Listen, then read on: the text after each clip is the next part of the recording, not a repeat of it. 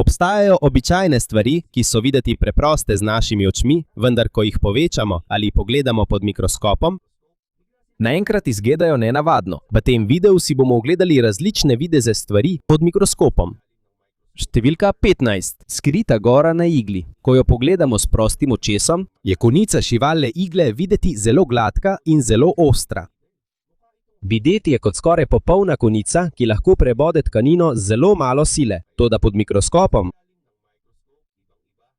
vidimo nekaj povsem drugega. Gladka kovina postane kot skalnato gorovje. Vidimo majhne zareze, praske, vdolbine in neenakomerne dele na zglajeni igli. Tudi konica se ne konča v popolni točki. Če pogledamo zelo od blizu, opazimo, da je rahlo zaobljena in hrapava. To ne pomeni, da je igla slabo izdelana.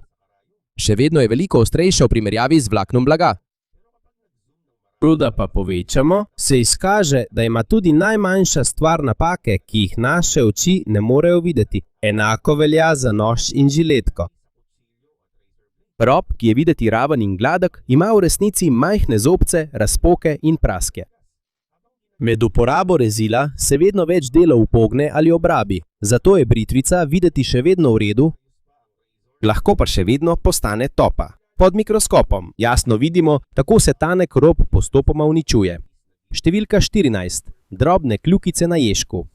Velkro običajno vidimo na čevljih, torbah, oblačilih in drugih predmetih, ki jih je treba enostavno zapreti in odpreti. Toda lepilo ni tisto, kar ga drži skupaj. Sestavljen je iz dveh različnih delov. Ena stran ima veliko majhnih kljukic, medtem ko ima druga stran mehke zanke. Pod mikroskopom hrapava stran izgleda kot vrsta majhnih kavljev. Vse so obrnjene v isto smer in imajo uprivljene konice, podobne majhnim ribiškim trnkom. Mehka stran pa je kot debela in neurejena preproga, narejena iz številnih zank niti. Ko združimo obe strani, majhni kavlji se ujamejo v zanke. Če je le en kavelj, ni zelo močno, vendar, ker se naenkrat oprimejo stotine ali tisoče kavljev, postane spoj zelo trden. Ko vlečemo, da bi odprli, kavlji eden za drugim popuščajo iz zank.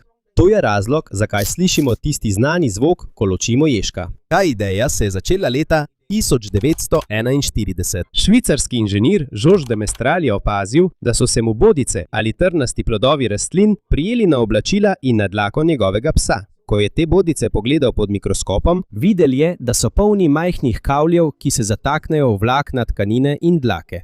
Posnemal je ta preprost naravni sistem in ustvaril zapiralo na ježka. To je jasen primer biomimikrije, prevzemanje idej iz narave za ustvarjanje koristnih izumov. Številka 23. Nenavadna površina jagode. Jagoda je videti kot preprost rdeč sadež z majhnimi rumenimi ali rjavimi pikami na površini. Te pike običajno imenujemo semena, vendar pa v botaniki to niso zgolj semena. Vsaka pika je majhen in suh sadež, imenovan ašen. V vsakem ašenu je eno pravo seme. Medtem pa mehki in rdeči del, ki ga jemo, ni pravi sadež. To je povečani del cveta, imenovan cvetišče. Pod mikroskopom koža jagode ni gladka. Vidne so globoke brazde in majhne vdolbine med semeni. Vsako seme je kot majhen rumen ali rjav kamen, vdelan v rdečo površino. Na nekaterih delih so tudi zelo drobne dlačice, ki jih s prostim očesom skoraj ni mogoče videti. Zaradi tega jagoda izgleda kot suha zemlja z majhnimi kamni, vdolbinami in vlakni. Semena so prav tako pomembna za rast jagode. Ta proizvajajo rastlinske hormone, ki pomagajo, da rdeči del sadeža raste. Zato majhne pikice, ki jih pogosto spregledamo, niso le okras, so del pravega sadeža in pomembne za celotno rast jagode. Na prvi pogled je to le znano sadje, toda pod mikroskopom videti je kot nenavaden planet, poln majhnih gričev, jam in živih podrobnosti. Številka 12. Živi svet v človeški krvi. Ko se porežeš po prstu, kri izgleda kot preprosta rdeča tekočina. Toda pod mikroskopom vidimo, da je polna različnih celic, od katerih ima vsaka svojo nalogo. Več kot polovica krvi je plazma. To je bledo-rumena tekočina, ki prenaša hranila, hormone, beljakovine in odpadne snovi v različnih delih telesa. Preostali del sestavljajo rdeče krvničke, bele krvničke in trombociti. Največ je rdečih krmičk. Videti so kot majhni tanki krogi, ki so na sredini rahlo vdrti. Ta oblika jim daje večjo površino, da lahko učinkoviteje prenašajo kisik. Prav tako so prožne, lahko se opognejo in stisnejo skozi zelo tanke kapilare, preden se vrnejo v svojo prvotno obliko. Bele krvničke pa so večje. So del imunskega sistema in pomagajo telesu v boju proti bakterijam, virusom in drugim povzročiteljem bolezni. Trombociti so najmanjši. Ko pride do rane, se hitro zberejo na poškodovanem delu krvne žile. Ustvarijo začasno pregrado in pomagajo pri nastanku krvnega strdka, ki preprečuje nadaljnje krvavenje. Zato majhna kapljica krvi ni le preprosta rdeča tekočina. Je živ in aktiven sistem, ki nenehno prenaša kisik, se bori proti boleznim in zdravi rane. Številka 11. Skrivne barve metuljevih kril. Ko vidimo sijoča modra krila metulja morfo, se zdi, kot da so bila pobarvana z živahnimi kovinskimi barvami. Toda modra, ki jo vidimo, ni običajen modri pigment. Pod mikroskopom krilo je pravzaprav prekrito z na tisoče drobnimi luskami. Te luske se prekrivajo kot strešniki na strehi in so narejene iz hitina, trpežnega materiala, ki sestavlja tudi zunanji del telesa žuželk. Vsaka luska ima izjemno fine grebene in plasti, ki so še manjše od širine človeškega lasu. Ko na njo pade bela svetloba, močneje odbije modri del svetlobe, medtem ko se drugi barvni deli zmanjšajo. To imenujemo strukturna barva. To pomeni, da barva nastane zaradi oblike in razporeditve mikroskopskih struktur, ne samo zaradi pigmenta. Zato se spreminjata tudi sijaj in barva, ko se spremeni kot krila ali svetlobe. Znanstveniki in inženirji zdaj posnemajo ta sistem, da bi ustvarili živahne barve, ki ne zbledijo zlahka. To se lahko uporablja pri varnostnih oznakah, senzornih premazih in drugih novih materialih. Na prvi pogled so metuljeva krila preprosto pisana.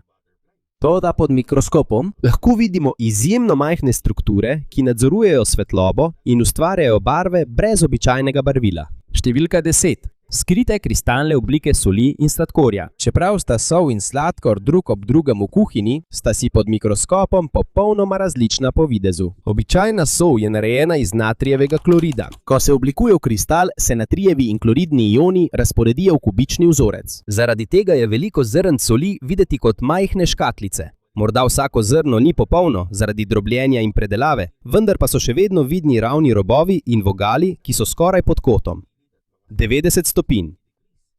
Sladkor je drugačen. Namizni sladkor je narejen iz saharoze. Njegove molekule so večje in bolj zapletene, zato ne tvorijo kockastih kristalov. Pod mikroskopom so zrna sladkorja videti kot dolgi koščki stekla. Imajo ostre vogale, posevne robove in neenakomerno obliko. Ko jih zadene svetloba, se bleščijo ravne površine. Zato, čeprav sta sol in sladkor oba bela in v obliki zrnc, mikroskop pokaže, da imata vsaka svojo kristalno strukturo. Oblika, ki jo vidimo zunaj, je rezultat načina razporeditve zelo majhnih delcev v notranjosti. Številka 9. Čuden gost na tvojem jeziku. Ko pogledaš v ogledalo, tvoj jezik izgleda mehak in skoraj gladek. Toda pod mikroskopom je videti kot pokrajina polna majhnih konic, izboklin in kljunov. Površina jezika pa je prekrita z izboklinami, imenovanimi papile. Njihova oblika in naloga nista enaka. Največ je filiformnih papil. So ostre in tesno skupaj razporejene, zato pod mikroskopom izgledajo kot majhne bodice, ki stojijo na površini jezika. Nimajo okušalnih brbončic. Njihova glavna naloga je, da naredijo jezik hrapav, da lažje prime, premika in drobi hrano med žvečenjem. Med njimi lahko opazimo fungiformne papile. Te so bolj okrogle in rdeče ter izgledajo kot majhne gobe. Na fungiformnih papilah so okušalne brbončice, vendar niso vse izbokline na jeziku neposredno odgovorne za okušanje. Okušalne brbončice so tudi na drugih vrstah papil, ki jih najdemo ob strani in na zadnjem delu jezika. Zato površina jezika ni preprosto rožnata koža. Je zapleten sistem, ki pomaga pri okušanju, žvečenju, požiranju ter pa tudi pri občutku za teksturo in temperaturo hrane. Številka 8. Rezilo brivnika po britju. Ko je rezilo brivnika novo, je zelo tanko in njegov oster rob je skoraj popolnoma raven. Toda potem, ko rezilo preide skozi trde lase, se njegova konica začne spreminjati. Pod mikroskopom lahko vidimo majhne razpoke, odkruške in delno upognjene dele. Z večkratno uporabo se poškodovani deli množijo in prej oster rob postane neenakomeren.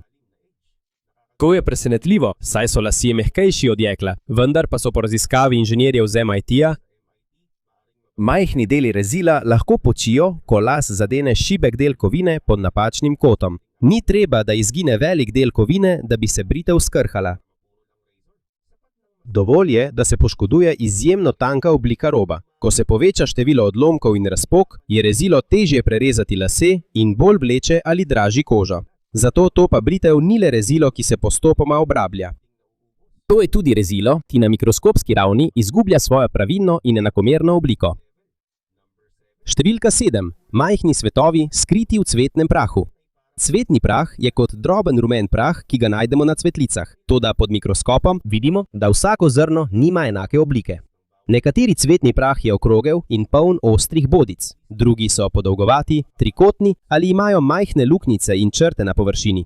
Nekateri pa izgledajo kot majhne kroglice, Kot krona ali nenavadni nakit. Te oblike niso le za okras. Grob in lepljiv cvetni prah se lažje prime na dlake čebel in drugih žuželk. Ko žuželka preleti na drug cvet, s seboj prenese tudi cvetni prah.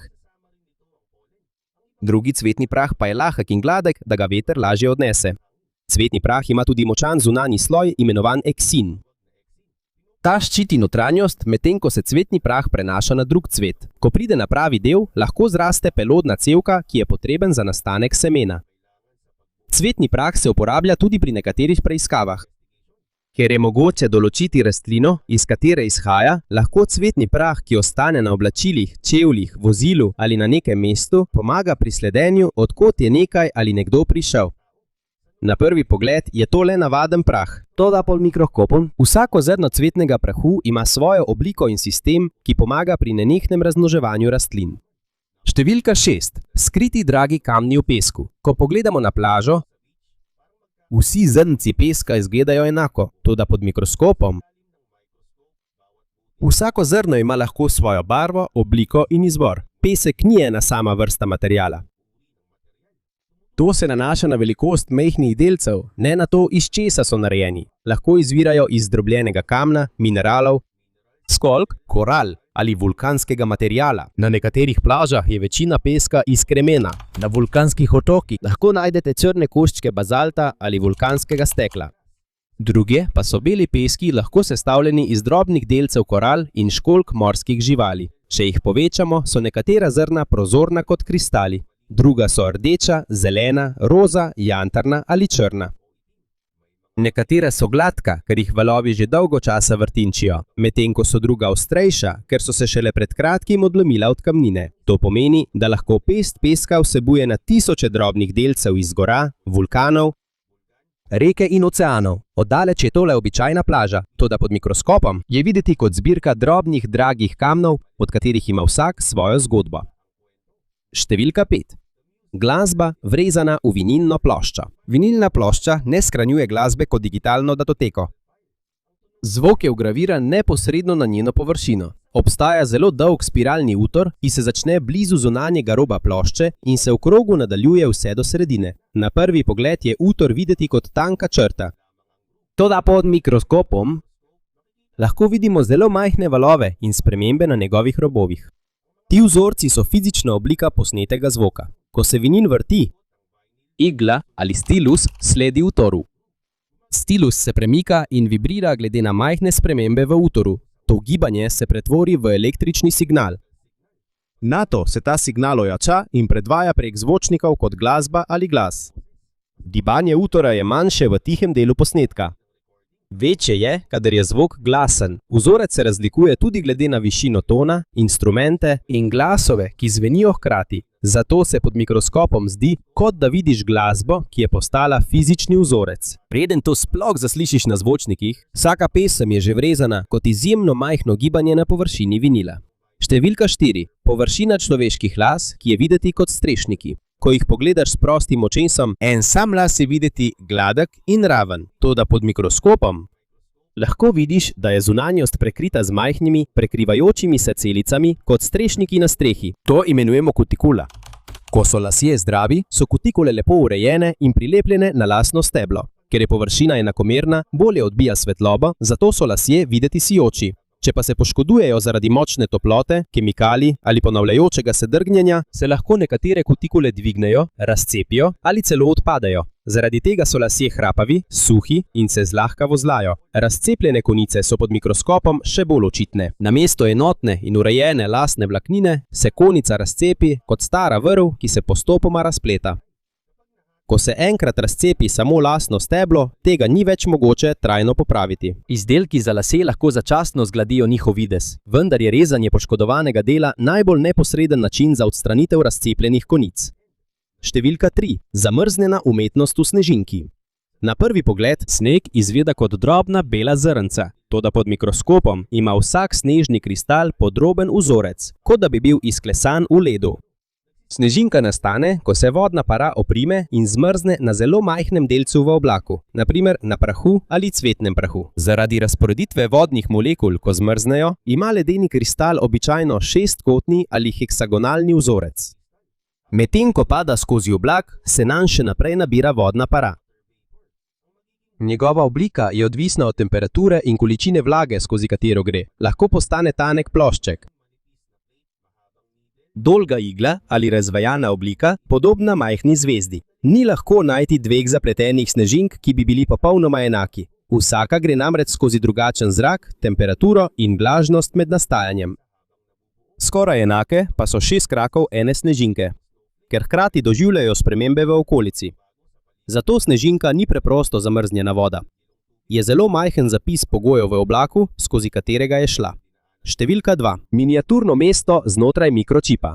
Mikročip, ki je v mobilnem telefonu, računalniku, vozilih in številnih sodobnih strojih, je zelo majhen, toda pod mikroskopom videti je kot zelo natrpano mesto. Tukaj lahko vidite veliko linij, kvadratov in prekrivajočih se vzorcev. Videti so kot ceste in stavbe, v resnici pa so del elektronskega vezja.